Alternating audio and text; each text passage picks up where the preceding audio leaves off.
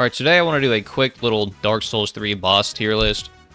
You know, I've played this game a bunch of times, I've fought these bosses a lot, so I got some pretty strong opinions on some of these guys. And I know that some of my opinions are very contrary to probably what most of the FromSoft player base feels. So some of the takes might be a little hot, maybe a little too spicy for some people. But, you know, it is what it is. Starting off, we got Eudix Gundyr. Easy S tier. Easily the best tutorial boss in any of the FromSoft games. I think Cleric Beast is like a little below him, but overall, best intro boss all around. Next up, we got Vordt. I think Vordt's like a B tier. I mean, he's not great. He's not bad. He can just middle the pack. Nothing too horrible about him. And we got Curse Rite of Greatwood. I low-key hate this guy. Like, I hate gimmick bosses in general. I think this is one of the better gimmick bosses that's like less egregious, but still not great. And his AoE Juice Pit move is so fucking annoying to deal with. It just soaks up so much time and you just stand there and you can't do anything. C tier. Crystal Sage. I think Crystal Sage is a B. Again, same kind of vibe as Vordt. Just not too bad, but not too great. Deacons of the Deep. I think it's like a straight C. It's just kind of boring. You're just slashing mobs until the actual guy shows up, and then you just slash mobs and him at the same time. Like, it's not difficult at all. Like, if you have an actual build going and you're not doing a challenge run, it's one of the easiest bosses, I think, of all time in, like, any Dark Souls game. You just kind of whack. Abyss Watchers, S tier. These guys are badass. And I also do really like the mechanic of the third Watcher spawning, and it's like a 2v2 in the boss fight. I think that's actually a really cool mechanic. High Lord Wolnir. D tier. Don't really think I need to explain this one. Guy sucks. Another gimmick fight. Like I said, I hate gimmick fights, and this guy is like gimmicky. Just lame. Not cool at all. Old Demon King. I think I'll put him in B tier as well. The coolest part of the Old Demon King is the arena. Just seeing mounds of corpses of Asylum Demons. You know, if you play Dark Souls 1, you're probably like, holy crap, like, that's insane. But, you know, if Dark Souls 3 is your first game, then you're probably like, whatever. And, you know, that's kind of the vibe I get from him is, you know, whatever. Yorm the Giant. Like I said, gimmick fight, but at least it's like an actual fight, unlike Wolnir.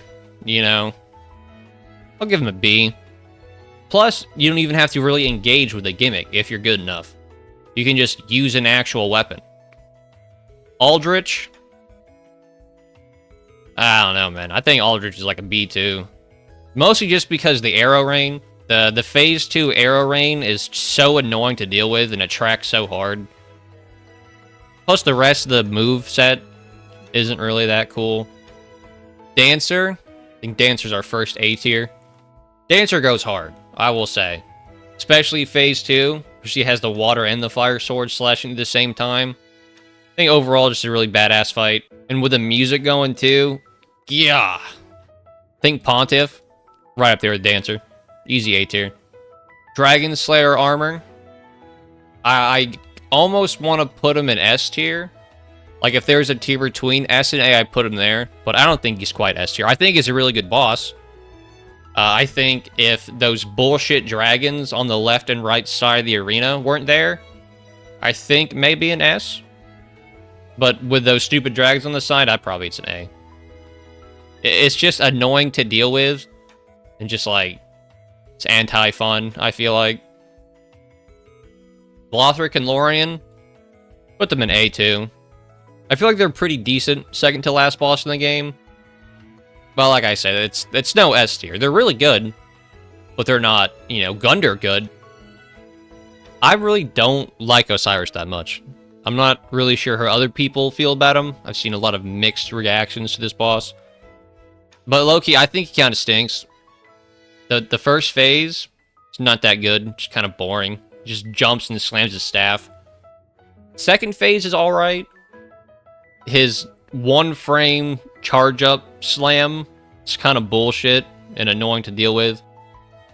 But I'd probably put him in C.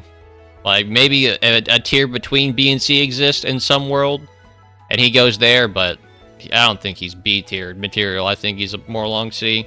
Champion Gunder, even better the second time. Everything about Unix that's good, Champion Gunder does it better. Badass fight, so good. Ancient Wyvern, another gimmick fight. This is one problem I think that Dark Souls has in general, is they're so afraid to just make a cutscene. This boss just could have been a cutscene, and it would have been a badass cutscene where your guy kills a dragon. But no, instead of doing something cool, you run for 10 minutes straight and then do a plunging attack. Boss sucks. Nameless King. I think a lot of people would put him in S tier, but I'm gonna put him in A tier personally. Just because of the first phase, I think when he's on the dragon, I think that phase is like really lame. Because you're just running after it for half the fight. And the other half, he's in the air, you know? If the Nameless King fight was only Nameless King, I think it'd be S tier. But I think the first phase just drags it down to an A tier. I really hate the first phase. I think it's so lame. Soul of Cinder. I mean, come on, easy S tier. When the Plinplon starts hitting, dude, when I first played DS3 and the Plinplon started going, I was like, holy shit, it's like Gwyn! I was straight up soy jacking, pointing at my monitor when this happened. Alright, next up we got Gravetender. This boss also sucks. D tier, bad, terrible boss. I don't think Dark Souls really does like a great job at like NPC boss fights, I guess you want to call them. And I think Gravetender is like a really shining example of it just being bad. Plus, for some reason, he has 3 mobs, and then you kill those, and then when you get him to like half health, the other giant wolf shows up. And the giant wolf, every move he does, he just pounds snow all around the fucking field, so you can't see what he's doing. It's lame. For it being a DLC boss too, it's like, this is weak sauce, man. Sister Freed, A tier. Close to being S tier, but I would say A tier. Mostly because the fight is way too long. Why is there 3 phases? The second phase, I think, just shouldn't exist. If the second phase didn't exist, I think Freed's an S tier. But for some reason, she's like, oh, my dad's back now, and you have to fight me and my dad at the same time. And it's like, it's just too much. Like, it's not hard that there's 3 phases, it's annoying that there's 3 phases. And we got the Dual Demons up next. I really don't like the Dual Demons. Like, I probably straight up put them in C tier. Any boss fight where you're fighting 2 or more bosses at the same time, I think they just handle it terribly. A good example of duo boss fight or a multiple enemy boss fight working really well is in Lies of P, the Dark Rabbit Brotherhood fights. Because they at least give you, like, there's spacing between when each of them is attacking you.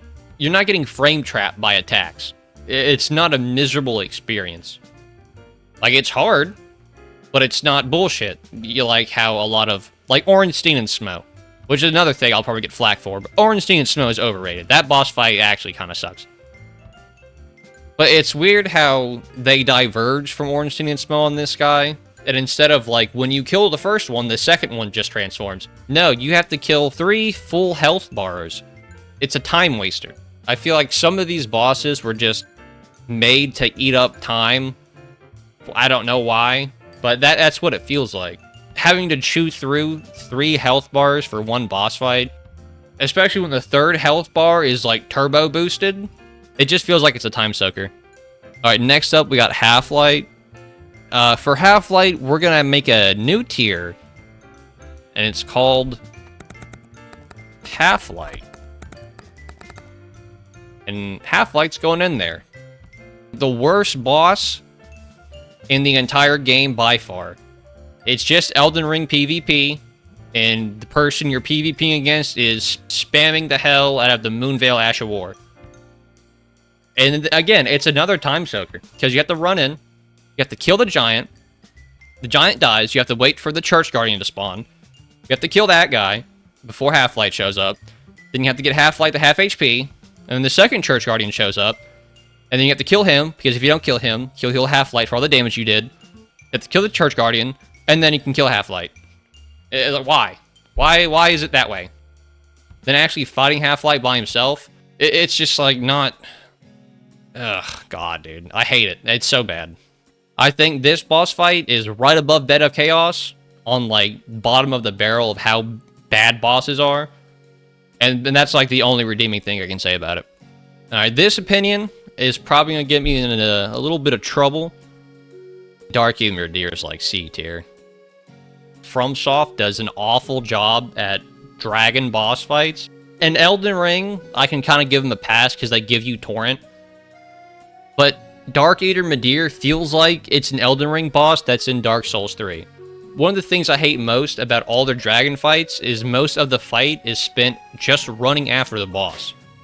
Like, I shouldn't spend most of the boss fight running to it just to attack it. Only for it to go in the air, fly across the arena again, just for me to run at it.